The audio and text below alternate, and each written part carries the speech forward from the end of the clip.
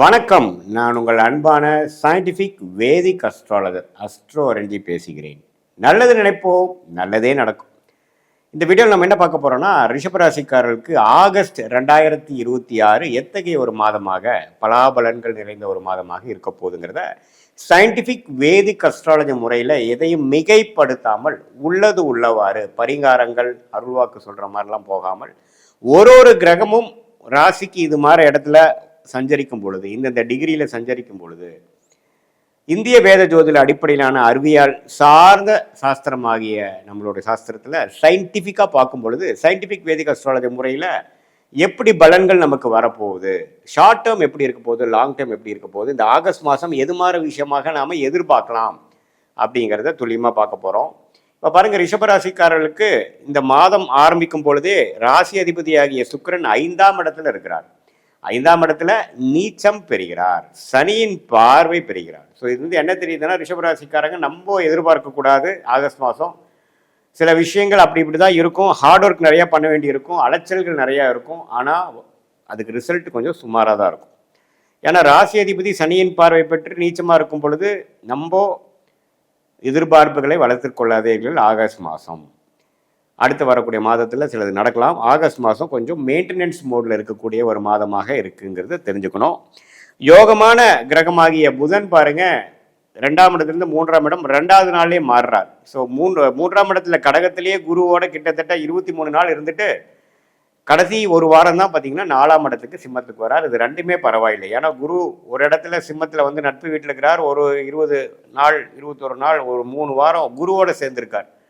So 2ஆம் இடங்கிற தனஸ்தானாதிபதி குருவோடு சேர்ந்துருக்கனால பண விஷயத்துக்கு பிரச்சனை இல்லை. பண போக்குவரத்து வந்துட்டு போயிட்டுருக்கும். அது ஒன்றும் பெரிய சங்கடங்கள் இருக்காது. குழந்தைகள் விஷயங்கள், படிப்பு விஷயங்கள், டெக்னிக்கலான சில விஷயங்கள், புத்தி கூர்மையான விஷயங்கள் கொஞ்சம் பழக்கம் போல் நல்லா வேலை செய்யும். ஆனால் ஃபிசிக்கலாக வேலைகள் அதிகமாக இருக்கும். கொஞ்சம் போட்டு படுத்துங்கிறத நீங்கள் வேலையில் இருக்கிறவங்க, தொழிலில் இருக்கிறவங்களுக்கு நீங்கள் தெரிஞ்சுக்கணும்.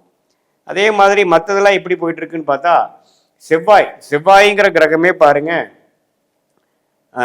2ஆம் இடத்துல இருக்கிறார். ஸோ குடும்பஸ்தானம், வாக்குஸ்தானம், தனஸ்தானத்தில் செவ்வாய் இருக்கும் பொழுது, 7ஆம் வீட்டு அதிபதி இருக்கும் பொழுது சில நண்பர்களால், சில பங்குதாரர்களால் நீங்கள் யாரை டெய்லி அசோசியேட் பண்ணுறீங்களோ அவங்களால சில வரவுகள் இருக்குது. ஆனாலும் சில ஆர்கியூமெண்ட்ஸ் வரக்கூடிய அமைப்புகளும் இருக்குது. கொஞ்சம் பொறுமையாக பேச்சு விஷயத்தில் கொஞ்சம் சட்டுன்னு பேசாமல் கொஞ்சம் பொறுமையாக போய்க்கக்கூடிய அமைப்புகள் நல்ல அமைப்புகளாக இருக்கும். ஏன்னா நமக்கு ராசி அதிபதி நீச்சமாக போயிருக்கு பாருங்கள். ஸோ நாம் பாட்டு கடன் நம்ம நினச்சதெல்லாம் பேசுகிறோம்னா ஆல்ரெடி நம்ம கரெக்டாக பேசுகிறோமாங்கிறது தெரியாது. ஸோ அதனால் கொஞ்சம் பொறுமையாகவும் நிதானமாகவும் புத்தி கூர்மையை யூஸ் பண்ணி சமயோஜிய புக்தியோடு நம்ம செயல்படக்கூடிய ஒரு மாதமாக ரிஷபராசிக்காரருக்கு இருக்குது.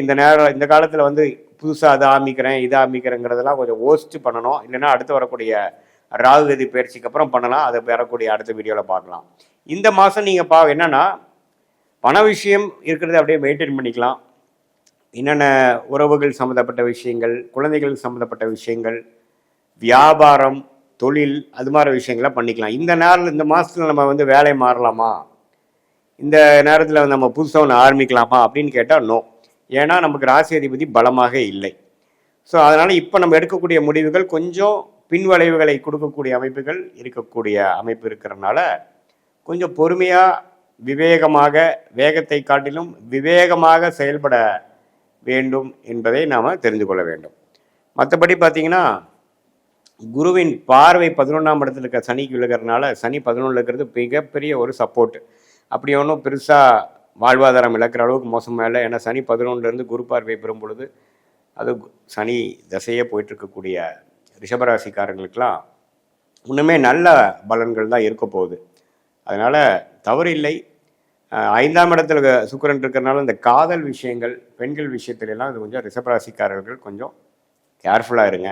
ஏன்னா சுக்கிரன் வந்து 5ஆம் இடத்துல வரார், நீச்சப்பட்டிருக்கிறார், சனியின் பார்வை பெறுகிறார். ஸோ அப்படிங்கிறப்போ கொஞ்சம் நமக்கு எல்லை மீறிய உறவு, ஒரு லீகலான ஒரு விஷயத்தில் இல்லாமல் கொஞ்சம் முறையற்ற சில விஷயங்கள், கள்ளக்காதல், அது மாதிரி விஷயங்களெல்லாம் கொஞ்சம் நடக்கக்கூடிய அமைப்புகள் அந்த மாதிரி இருக்கிறவங்களுக்கு வர வாய்ப்பு இருக்குது. அதுலெல்லாம் கொஞ்சம் பிரச்சனை ஆகாமல் இருக்கிறதுக்கு கேர்ஃபுல்லாக இருக்கணும். ஏன்னா செவ்வாயின் பார்வையும் பார்த்திங்கன்னா சுக்கிரன் மேலே விழுகிறார். ஸோ சுக்கிரன் பார்த்திங்கன்னா செவ்வாய் பார்வையும் பெறுகிறார், சனியின் பார்வையும் பெறுகிறார். அப்படிங்கிறப்போ உங்களுடைய ராசி அதிபதி ரொம்ப பாதிக்கப்பட்டிருக்கு. ஸோ அதனால் டக்கு டக்குன்னு நம்ம முடிவு பண்ணி எமோஷன்ஸ்க்கு இடம் கொடுத்து உங்களுடைய விருப்பங்களை வந்து கொஞ்சம் கண்ட்ரோல்டாக வச்சுட்டு ரொம்ப இன்ஸ்டிங்டிவாக நம்மளுடைய விஷயத்தை வந்து போனோம்னா அதுக்கு சில பிரச்சனைகள் வரக்கூடிய அமைப்புகள் இருக்குது. கொஞ்சம் கவனமாக இருக்கணும். மற்றபடி பார்த்திங்கன்னா மாணவர்கள் நல்லா படிக்கக்கூடிய அமைப்பு, காம்படிட்டிவ் எக்ஸாம்ஸ் கிளியர் பண்ணக்கூடிய அமைப்பு, டெக்னிக்கலாக நிறையா விஷயம் கற்றுக்கக்கூடிய அமைப்பு, அதெல்லாம் நல்லா இருக்குங்க. அதே சமயத்தில் ஒரு கல்யாண விஷயங்கள், ஒரு அசோசியேஷன், ஒருத்தரோட சேர்ந்து ஒரு புதிய தொடர்பு வருவது, அது மாதிரி விஷயங்கள்லாம் வியாபாரம், அது மாதிரி விஷயத்துக்கு போய்க்கலாம்.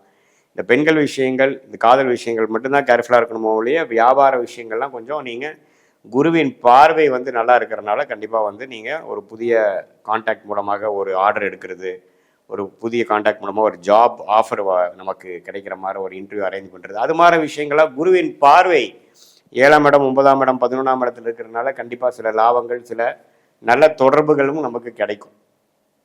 ஸோ இதுதான் ரிஷபராசிக்கு ஓவராலாக பார்க்கும் பொழுது ஓரளவுக்கு கேர்ஃபுல்லாகவும் பொறுமையாகவும் கவனமாகவும் இருக்கக்கூடிய அமைப்பு இருக்குது. அதே சமயத்தில் சில சிரத்தையான சில வேலைகளை செய்து சாதிக்கக்கூடிய அமைப்புகளும் இருக்குமே ஒழிய எடுத்துமா கவுத்தமானு போகக்கூடிய ஒரு முக்கிய முடிவுகள் எடுக்கிறதுக்கெலாம் வந்து கண்டிப்பாக நீங்கள் கேர்ஃபுல்லாக இருக்கணும்.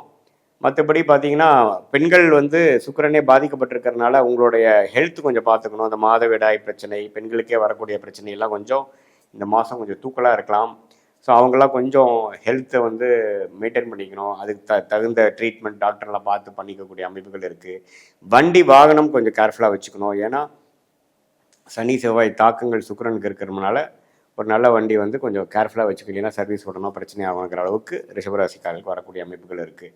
இது வந்து ஒரு பொதுவான பலனை தவிர உங்களுடைய பிறந்த தேதி, பிறந்த நேரம், பிறந்த உரை வைத்து வரக்கூடிய ஜென்ம ஜாதகத்தில் எப்படி உங்களை எந்த லக்னத்தில் பிறந்தீங்க, அந்த லக்னாதிபதி எப்படி இருக்குது, இப்போ என்ன தசைகள் போயிட்டுருக்கிறத வைத்து தான் துல்லியமான பலன்கள் வந்து இப்போ நம்ம பேசின பொது பலனோட சேர்த்து வச்சு பார்க்கும் பொழுது துல்லியமான பலன்கள் நமக்கு வரும்.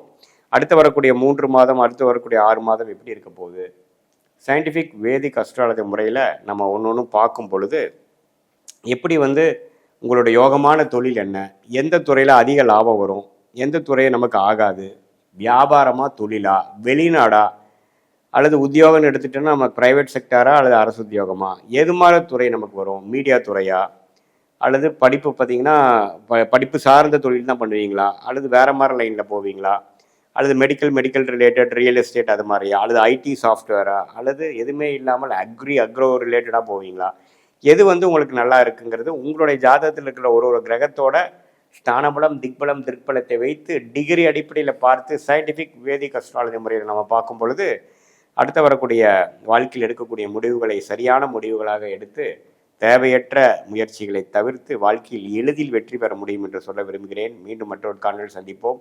நன்றி, வணக்கம்.